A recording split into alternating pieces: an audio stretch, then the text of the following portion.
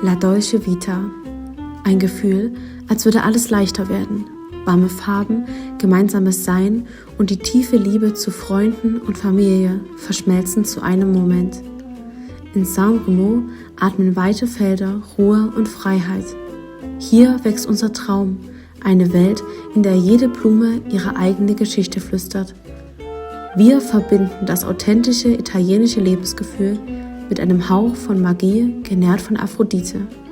Schon sie wusste, mit jeder Blume, die erblüht, erwacht ein Teil von Aphrodites Herz. Und auch bei uns gilt, mit jeder Blume erwacht neue Schönheit.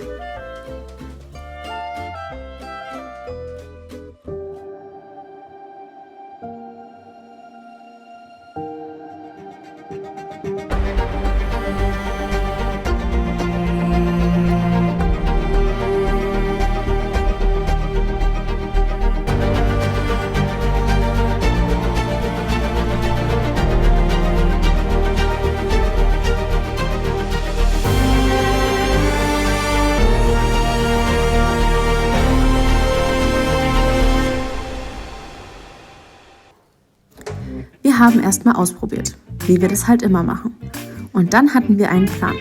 Step 1, wir brauchen Papier. Papier ist die Basis unserer Wolke und so individuell gestaltbar. Perfekt. Den Aludraht, den wir darauf legen, schneiden wir in verschiedene Längen. Durch Sprühkleber wird Aludraht und Papier miteinander verbunden. Und so bekommt jede Blüte ihren Halt. Wenn jetzt alles trocken ist, können wir unsere Blüten reißen. Das geht perfekt durch dieses dünne Papier. Der überstehende Draht wird als Befestigungsmaterial genutzt. Nach dem Reißen und dem Biegen des Drahtes entstehen so wunderschöne Blüten. Die werden an die Unterkonstruktion angebracht und dann koloriert mit Farbspray und Wasser.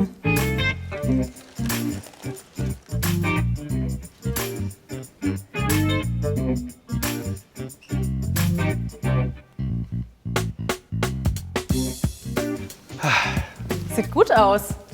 Sieht sehr gut aus. Ich bin echt begeistert. Also die Farben, die Leichtigkeit, die Bewegung, die Form und auch hier in die Tiefe rein. Ja, das Papier macht eine totale Fülle und eine totale Leichtigkeit. Und mit dem Draht ist es total schön biegsam. Und schau mal, das fliegt alles. Das ist alles schwebend in der Luft. Ja, das ist echt besonders. Ja. Unser Werkstück für den Moment und jetzt müssen Blumen rein. Ich freue mich drauf. Jetzt bringen wir den letzten Schliff rein, oder? Schon ein bisschen ist ja drin, von daher. Ja, aber jetzt kommen die Blumen. Blumen! Let's go!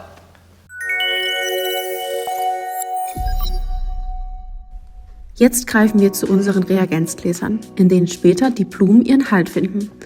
Der Aludraht eignet sich durch seine Biegsamkeit perfekt zum Befestigen. Ich kann die Reagenzgläser damit ganz individuellen Form bringen und sie genau dort platzieren, wo ich sie haben möchte.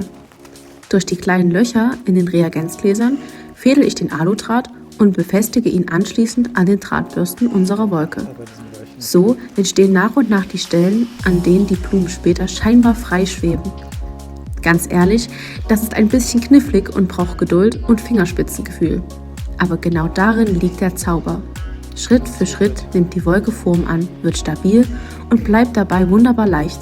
Und am Ende lohnt sich jede Minute dieser feinen Arbeit. Ich würde sagen, wir starten mit dem Thymian und der Olive aus Italien und dann geht es weiter mit dem traumhaften Ranunkel, dem Mohntulpen. Was denkst du? Und den Gloriosa. Die Gloriosa, definitiv. Aber erstmal hier grün. Grün. Jetzt kommt das Grün, die Basis für unsere Wolke. Olive und Thymian aus Italien bilden die Grundlage. Ich liebe diese Farben so sehr, weil sie zurückgenommen und ruhig sind. Überall dort, wo ich die Drahtbürsten noch sehe, wird jetzt Stück für Stück Thymian und Olive eingearbeitet. Durch den Aludraht lassen sich die Zweige wunderbar befestigen. Alles sitzt sicher und bleibt in Form. Und jetzt kommt das wirklich Praktische daran. Ich brauche keine Wasserversorgung.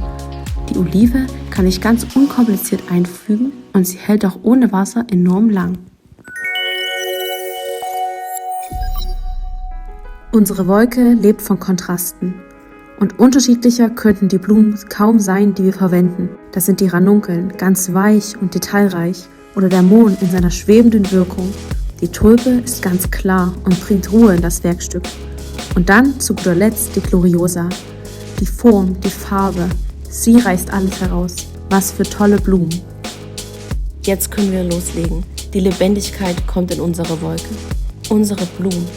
Und wie schön sind diese Farben, so strahlend, so dunkel, so grell, so lebendig. Wir arbeiten jetzt Step für Step, links nach rechts, von hoch nach tief. Wir richten alles richtig aus, gehen zurück, schauen uns das komplette Werkstück an und gehen dann wieder in die Details. Die Gloriosa, die Ranunkeln und so unterschiedliche Tulpensorten, die dunklen Anemonen und die kräftigen Mondblumen finden jetzt ihren Platz. Die Wolke soll diese schwebende Wirkung haben. Deswegen achten wir darauf, dass die Bewegungsformen richtig eingesetzt werden. Die Blumen gehen in die Reagenzgläser und manchmal befestige ich sie noch mit dem Aludraht, dass die Beweglichkeit passt und trotzdem alles richtig sitzt. Okay, das mag ich schon hier vorne auf jeden Fall mit dem... Oh? Ja, das ist die Hauptgruppe, das ist die Nebengruppe, das ist die Gegengruppe. Ja. Und da passt ein perfektes asymmetrisches Dreieck und ein gutes Ja, Gleichgewicht. und ich finde auch, die müssen jetzt hier schön, die müssen lang raus. Ne? Ja. Die müssen wirklich wirken. Genau, Ja, perfekt. gut. Gut. Der finale Feinschliff. Jetzt geht es nochmal um alles und wir überlegen zusammen, wo sind Lücken oder Freiräume? Wo kann man noch mehr herauskristallisieren? Zum Beispiel die Tulpen eignen sich perfekt dafür, die schwebende Wirkung zu erzielen, indem man den Stiel biegt. Man kann aber auch die Blüte aufbiegen und vergrößert so die Oberfläche und die Farbnuancen werden viel besser sichtbar. Wenn man sie punktuell in Vielzahl einsetzt, wird die Gruppierung viel besser. Und jetzt, Blume für Blume, wird das Werkstück immer lebendiger. Und wir überlegen, was war unsere Intention? Was wollten wir mit diesem Werkstück bewirken? Wir versinken darin und wir überlegen zusammen, wo kann man noch was einsetzen? Das Werkstück, die Blumen und wir werden eins. Wie schön, wie toll, diesen Weg zu sehen. Und dann, ganz langsam, kommt man zum Ende. Sieht, hier muss noch ein bisschen Jasmin rein, der so schöne Blumengruppen verbindet und eine lockere Wirkung hat. Und dann kann man ganz langsam das Endergebnis sehen. Wow. Wow. Und was denkst du? Es ist wahnsinnig schön. Es ist total locker, es ist trotzdem total mega von der Farbe, es catcht direkt und wir sind trotzdem dem Ganzen treu geblieben. Man hat Ja. die ganzen Gruppen zu sehen und es gibt Tiefen. Pink, dunkelpink da vorne. Dazwischen fliegt alles. Wunderschön. Happy? Ich bin happy, bist Ich du bin auch das? happy. Haben wir gut gemacht. Super. Aphrodite bedeutet Leidenschaft, Bewegung, Verführung und das Zusammenspiel von Farben und Leichtigkeit. Das haben wir geschafft in unserer Wolke. Das Schweben der unterschiedlichen Werkstoffe und Texturen strahlen genau das aus. Die weiche, große Papierwolke, die keine Form einnimmt, wird von den Blumen, die eine spielende Wirkung haben, gefüllt und detailreicher. Der Betrachter wird zum Nachsehen angelockt und will nachschauen, was es dann noch so gibt. Durch verschiedene Tiefen haben wir das erzeugt.